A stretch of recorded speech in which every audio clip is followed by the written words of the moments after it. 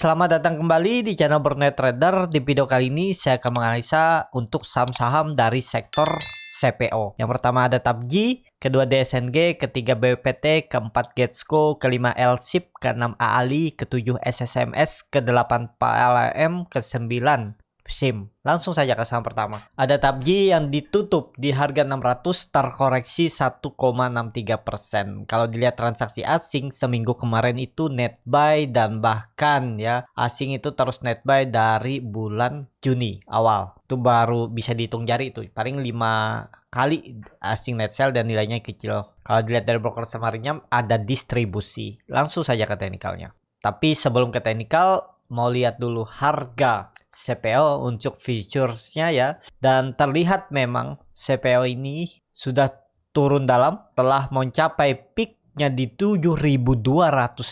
Dia 2 kali mencoba secara teknikal ya, memang berarti ini mulai distribusi ya, double top, neckline jebol, target turun sudah tercapai. Tapi kalau dilihat ya secara cyclicalnya juga ya memang saatnya harga CPO itu turun karena sudah rally semenjak 2020.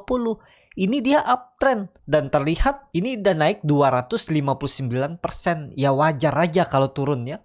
Nggak bisa dihindar. Dan memang kemarin tuh puncak-puncaknya dari Desember sampai Mei April itu. Desember ya rally habis itu turun. Yaitu puncak-puncaknya ada kesalahan mungkin dari petani yang mulai FOMO ya di real usahanya bidang perkebunan kelapa sawit. Pada FOMO kan dengar harga sawit mahal, jadi ada yang pakai utang beli lahan sawit, ada yang jual mungkin aset yang lain untuk beli kebun sawit dan akhirnya tertekan. Ya nggak masalah kalau belinya nggak pakai utang. Kalau belinya pakai utang, harga sekarang jadi hitung-hitungannya bisa nggak masuk ya. Biaya panen, biaya pupuk, biaya merawat kebun, dan akhirnya jebol ya. Dan banyak menyalahkan karena pemerintah menaikkan ekspor pajak CPO. Tapi kalau dilihat secara global, ya memang harganya lagi turun. Harga CPO-nya aja udah di 3.500, sudah turun itu 50% dari harga tertingginya. Jadi kalau harga TBS, tandan buah segar itu dari 3.000-4.000 jatuh ke 1.500.000, ya sekitar itu memang itu harganya ya. Kecuali nanti CPO-nya ini naik lagi ke 4.800 atau mungkin ke 5.000 atau retest trend line uptrendnya ini terdekat dulu ya, sekitaran 30% kenaikan ya bisa naik sekitar 2.000-2.500 harga TBS di bawah ya. Nah seperti itu, nggak bisa dihindar memang harga CPO lagi turun, sudah masanya turun. Mungkin setahun 2 tahun turun atau konsol dulu di bawah baru naik. Kondisi seperti ini bisa jadi loh ya. Untuk CPO itu masih terus turun. Targetnya neckline-nya ini 3.200. Penurunannya ya masih bisa sekitar 10% lagi baru mungkin konsol di bawah, baru mulai coba nanjak. Ini kelihatannya juga dia potensi ya tetap menurut saya akan uji 3.200 sampai 3.000 itu ya. Maksimal dia turun. Jadi seperti itu untuk harga CPO future. Langsung saja ke technical TAPJI. TAPJI kondisi seperti ini juga dia kembali ke supportnya lagi 550, itu peluang besar ke sana. Jadi sebaiknya hindari dulu, jangan paksa-paksa masuk. Tapi kalau Bapak Ibu mau trading cepat, cari profit tipis ya, tak harus tahu momentum ya. Tapi biarpun tahu momentum, bisa aja nggak di luar skenario, ya harus stop loss dulu. Jangan terlalu berharap di market saat seperti ini. Ini dia terus membentuk high yang lebih rendah. 1, 2, ini turun. Ini low-nya juga turun. Jadi kemana arahnya ya? 550 support semenjak September 2021. Ini kan dia sempat peak juga nih. Dari Desember mulai gas naik 900 turun. Sesuai pola harga CPO juga. Desember naik, sempat turun, naik, turun. Desember naik, turun, habis itu sempat naik, memang nggak sampai peaknya juga di 900 dia turun. Agak lemah memang. Jadi ya seperti itu ya. Untuk TAPJI arahnya potensi besar ke bawah, jangan dipaksa masuk. Kondisi seperti ini memang dia bisa indikasikan ini hammer atau ya bayar kuat juga di bawah. Cuman arahnya turun ya karena dia terus membentuk high yang lebih rendah. Jadi lebih baik untuk TAPJI lebih ke wait and see dulu aja untuk TAPJI. Langsung saja ke saham kedua. ada DSNG yang ditutup terkoreksi 0,42% ke harga 468. Kalau dilihat transaksi asing, net sell. Kalau dilihat dari broker summary-nya, DSNG didistribusi. Langsung saja ke teknikalnya. Secara teknikal untuk DSNG juga ya arahnya turun ya, nggak bisa dihindar lagi. Untuk target terdekat dia uji support di Juni 2021 itu di 450. Ke situ arahnya, jadi ya jangan dipaksa masuk lah, tertekan masih ya. Untuk DSNG arahnya juga masih akan ke bawah, jadi sebaiknya hindari dulu. Mungkin ada pantulan nanti di 450, itu dimanfaatin cari profit tipis, jangan cari profit besar di kondisi seperti ini ya, karena kalau Bapak Ibu mencari profit besar atau average down berharap bisa mantul dan bisa jual BP itu agak berat. Bapak Ibu akan diiris pelan-pelan ya. Kalau nyangkut aja, jangan ditambah-tambah kondisi seperti ini ya. Jangan cuma 2% turun tambah, 2% turun tambah, itu lama habis duit buat nambah aja ya. Dan sahamnya terus turun, mending wait and see aja dulu. Kalau mau nambah ya minimal dari harga beli itu 10% turun baru tambah. Nanti dari harga beli turun lagi 10%, 15% baru tambah. Seperti itu. Kalau mau tambah dan tahu fundamental ya, jangan sembarangan tambah juga, kecuali Big Bang. Kalau Big Bang Bapak Ibu sembarangan tambah, mau 7% turun tambah, nanti 7% turun tambah ya nggak masalah ya, karena itu leader di IHSG. Kalau IHSG-nya recovery ya Big Bang yang duluan naik. Kalau saham-saham seperti ini harus tahu fundamental dulu, itu aja ya. Jadi seperti itu untuk DSNG. Langsung saja ke saham ketiga, ada BPT yang ditutup di harga 66, terkoreksi 1,49%. Kalau dilihat transaksi asing nggak ada jual beli. Kalau dilihat dari broker summary-nya ada akumulasi 50.000. Takutnya ini crossing aja ya, pancingan. Tapi nggak tahu juga ya. Kita lihat aja Senin kayak gimana kondisinya. Nah, jadi langsung saja ke teknikalnya. Untuk BPT jebol 70 yang menurut saya itu udah nggak ideal ya. Kalau saya bilang itu di 80 atas itu aman, selama di bawah itu rawan turun, dan dia benar turun sampai 65. Support semenjak Januari 2022 ya. Ini udah di titik terendahnya tahun ini. Kalau sampai jebol lanjut turun lebih dalam. Apakah potensi jebol? Potensi ya, apalagi nih di bawah 70. Ini rawan high risk. Mending hindari dulu. Ya. Memang di support kalaupun Bapak Ibu cari profit tipis, mungkin 2 tick naik di Bapak Ibu jual ya bisa aja. Cuman ya itu, kalau turun 2 tick Bapak Ibu harus siap nggak jual juga ya. Harus sama risk rewardnya. Kalau saya hindari dulu lah, apalagi nih saham under 100 itu sangat rawan. Jadi seperti itu untuk BPT. Langsung saja ke saham selanjutnya, ada Getsco yang ditutup terkoreksi 1,49% ke harga 132. Kalau dilihat transaksi asing, net buy. Kalau dilihat dari broker summary-nya, Getsco ada akumulasi. Langsung saja ke teknikalnya. Secara teknikal untuk Getsco arahnya potensi tetap turun. Target double top-nya ini aja masih belum setengahnya ya. Udah setengahnya ya. Dan bisa sampai ke 80 tuh. Hati-hati Getsco ya. Getsco juga ini double top. Ini mau double top juga ya. Dan ini neckline-nya 120 jebol udah. Tapi bisa ada pantulan di 120 menurut pandangan saya ya. Jadi tunggu aja Getsco. Kalau Getsco dekat-dekat 120, ada nggak buyer? Kalau buyer juga cukup kuat, ikutan juga masuk. Cari profitnya ya dari 120 ke 130 aja. Jangan tinggi-tinggi. Jangan berharap ke 150 profit besar di kondisi seperti ini. Apalagi sahamnya lagi downtrend. Mending hindari. Beda cerita kalau sahamnya ini uptrend, baru retest neckline seperti ini. Ini dia naik, turun. Bapak Ibu cari profit besar bisa. Karena neckline masih uptrend. Nih, kalau sudah downtrend, sudah membentuk 2 high yang lebih rendah. 1, 2 itu udah nggak kuat ya. Jangan cari profit besar kalau kondisi seperti itu. Jadi seperti itu aja untuk Getsco. Kondisi seperti ini lebih baik wait and see aja dulu. Tunggu di 120.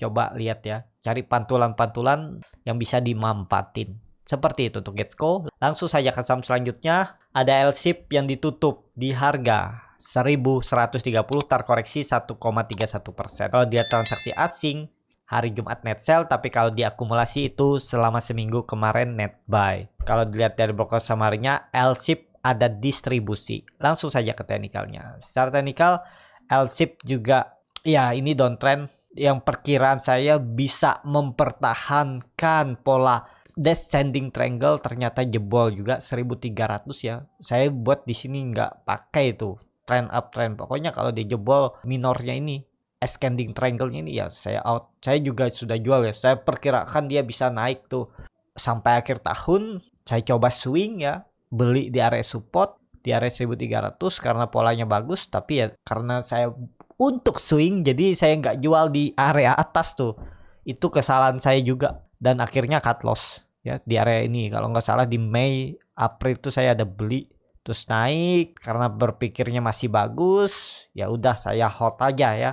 Karena teknikalnya juga bagus, kalaupun dia koreksi paling koreksi 1300 terus naik lagi. Ternyata jebol, jual. Ya udah, sia-siakan waktu saya dari Mei akhirnya jebol Juni, 10 Juni tuh apa 13 Juni ya. Pokoknya cukup dalam, saya cut loss tuh sekitar 7%. Ya udah, berarti memang gagal. Nah, seperti itu ya. Dalam trading itu juga ya bisa aja salah analisa karena nggak sesuai dengan keadaan market. Market itu kita hanya bisa bereaksi, nggak bisa mengendalikan market ya. Seperti itu. Untuk L-ship kondisi seperti ini padahal udah bagus, sayang ya jebol. Arahnya kemana? Mungkin ada pantulan di 1000 nanti ya. Potensi arah ke 1000 untuk L-ship ya, ke sini. Dan bisa jadi ya, bisa jadi loh, tapi belum pasti L-ship malah bergerak di range harga ini. Supportnya 1000, resistennya 1500, itu bisa jadi. Jadi saya akan tunggu antri lagi, wait and see kalau udah di bawah di area 1000 ini aja baru saya beli ya. Kalau kondisi CPO juga nanti turun lagi, pas kan kalau L-ship ke 1000 berarti harus turun sekitar 10%. Ya perkiraan harga CPO juga turun ke 3200 itu baru konsol. Nah bisa seperti itu juga pergerakan L-ship, habis turun baru konsol. Dan kalau misalnya pantulan CPO ini bisa sampai ke neckline-nya 4270 sini, bisa seperti ini ya, 4400 deh, 4400, 4350. Bisa jadi L-ship nanti pergerakannya di atas sini, atas 1000 sampai 1500 atau minim-minim 1200, 1300 itu udah tuh cukup bagus untuk L-ship ya. Jadi seperti itu. Untuk L-ship tunggu aja di 1000. Menurut saya potensi tetap ada pantulan. Kalau ini pola rising wedge ya, yang biasa diperkirakan seperti ini, dia patah bisa sampai ke 500. Tapi apakah mungkin? Ya tergantung juga harga CPO. Kalau CPO jebol 3000-nya bisa jadi. Kalau sampai 1900 ya mungkin aja L-ship sampai 500 lagi. Tapi kan semakin murah karena dia berfundamental bagus, tinggal nunggu nanti harga CPO rally lagi setahun 2 tahun ya rally lagi. L-ship kalau Bapak Ibu yang suka lihat fundamental ya bisa coba cek bagus gak fundamental L-ship. Seperti itu. Harusnya sih masih bagus fundamentalnya. Jadi seperti itu. Untuk L-ship langsung saja ke saham selanjutnya. Ada AALI yang ditutup di harga 8.925 terkoreksi 1,92%. Kalau dilihat transaksi asing net sell. Kalau dilihat dari broker summary-nya, AALI ada distribusi. Langsung saja ke teknikalnya. Secara teknikal AALI juga cukup tajam penurunannya ya. Dari 13.000 udah turun itu sekitar 32%. Potensi arah kemana? 8.500 untuk AALI. Akan uji neckline-nya ini. Nggak bisa dihindar lagi ya. Itu mungkin ada pantulan di situ. Jadi seperti itu aja untuk AALI. Kondisi seperti ini juga gagal lah. Neckline-nya gagal dilewati, jebol juga cup and handle-nya ini, ya udah turun lebih dalam. Jadi lebih baik hindari dulu. Untuk AALI juga tunggu di 8.500 itu lebih menarik. Bisa ada pantulan ya sekitar 3-5% itu dimampati. Jadi seperti itu untuk AALI, tapi kembali lagi disclaimer on. Langsung saja ke saham selanjutnya. Ada SSMS yang ditutup terkoreksi 0,36% ke harga 1.380. Kalau dilihat transaksi asing malah terus net buy. Kalau dilihat dari broker summary-nya AALI SSMS, kalau dilihat dari broker summary-nya SSMS ada akumulasi. Langsung saja ke teknikal. Secara teknikal SSMS malah beda dari yang lain ya. Dia berhasil breakout resisten. Kalau nggak salah dia masih dalam repo. Jadi maintenance repo ya, dia yang cukup bagus pergerakan repo. Cuman hati-hati nih, masa dia sendiri yang uptrend sementara saham-saham berfundamental bagus lainnya untuk sektor CPO itu downtrend. Bisa jadi semenjak peaknya. Ini kan sudah sinyal, ada sinyal 2 kali gagal lewat 1400. Siapa tahu itu peaknya dan habis itu baru koreksinya. Itu hati-hati. Untuk SSMS jangan beli di pucuk kondisi seperti ini. Memang volume makin meningkat. MACD juga tajam mengarah ke atas. Tapi misalnya Bapak Ibu tetap nekat ya. Ya toleransi itu 10%, jebol support atau maksimal cut loss itu 10%, nggak boleh lebih ya kalau nekat beli di harga pucuk. Menurut saya ini harga pucuk dan rawan untuk dia turun. Kalau dilihat memang mematahkan tren downtrendnya semenjak Januari 2021, cuman hati-hati nih, rawan. Untuk SSMS ada potensi false breakout dan dia turunnya bisa ke 1000. Itu menarik, nunggunya di 1000 sampai 1050 ini aja. Bisa jadi ini fast console di bawah ya. Ini volume memang bagus, cuman mungkin di maintenance sama yang repo ya. Jadi seperti itu. Untuk SSMS langsung saja ke saham selanjutnya. Ada PALM yang ditutup juga menguat 6,33% ke harga 755. Kalau dilihat transaksi asing, net sell. Kalau dilihat dari broker semarinnya ada akumulasi. Langsung saja ke teknikalnya. Secara teknikal tapi PLLM nih nggak bergerak lagi di sektor CPO, cuman ada sedikit masih sahamnya yang di perusahaan sektor CPO ya. Cuman namanya aja yang Provident Agro ya. Ini menarik, dia berhasil breakout nih ya. Berarti resistennya 720 itu jadi support sekarang. Kalau memang bertahan, ini bagus. Dia juga berhasil breakout dengan volume besar. Kalau dilihat, ini ada pola imported and shoulder ya. Target kenaikan nutup gapnya nih bisa 840. Coba kalau dihitung dari seperti ini. Nah ya, jadi ada peluang nutup gap di 840, 850 itu. Untuk PALM. Jadi apakah bisa spec buy? Tunggu koreksi merah dikit ya.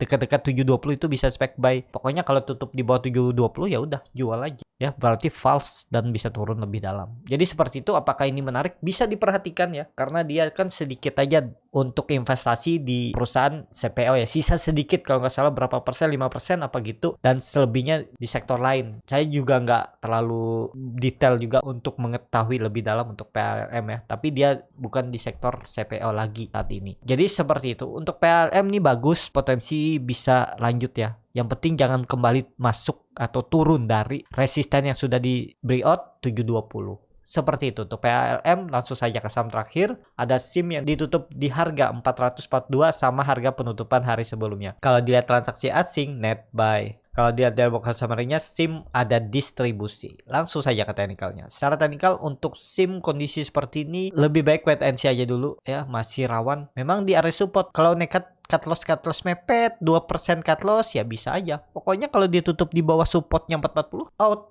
karena ada peluang ke 420 seperti ini ya. Kalau saya sih lebih baik potensi aja dulu, rawan ya. Tapi ini kan ada doji nih. Bisa jadi ada pantulan. Pantulannya lumayan tuh. 440 ke 450 itu bisa dapat 2%. Ya risk rewardnya 1:1 lah. Atau stop lossnya itu 1,3% aja udah. Pokoknya tutup di bawah 440 bisa dan target profitnya 2%. Nih bisa seperti ini ya. Tapi ini saham lagi downtrend di bawah EMA 200-nya juga ya rawan juga ya. Coba kalau dilihat CPO-nya. CPO-nya masih turun, tapi ini ada doji yang bisa jadi ada technical rebound sedikit ya. Untuk CPO kalau technical rebound ya bagus, ada peluang juga untuk SIM technical rebound, tapi untuk naik lebih tinggi enggak, paling mentok 450 turun lagi ya, masih berpeluang turun tuh, apalagi itu neckline ya. 440 tuh neckline, kalau dijebol arahnya ya bisa sampai 400. Jadi seperti itu untuk SIM. Cukup sampai di sini video kali ini. Terima kasih untuk Bapak Ibu dan teman-teman yang sudah menonton video ini sampai selesai. Apabila channel Borneo Trader ini bermanfaat dan bisa menjadi bahan pertimbangan Bapak Ibu dalam membeli, menyimpan dan menjual sahamnya, bisa klik tombol subscribe dan nyalakan lonceng notifikasi. Ada kritik, saran ataupun pertanyaan bisa langsung tinggalkan di kolom komentar. Dan bagi Bapak Ibu dan teman-teman yang baru belajar trading, masih bingung memilih saham, bingung membuat trading plan, bisa join trading bersama Borneo Trader. Nanti dipilihkan saham-sahamnya dan dibuatkan trading plannya beserta chartnya dan juga free konsultasi portofolio. Kalau tertarik, DM Instagram Borneo Trader. Sampai ketemu,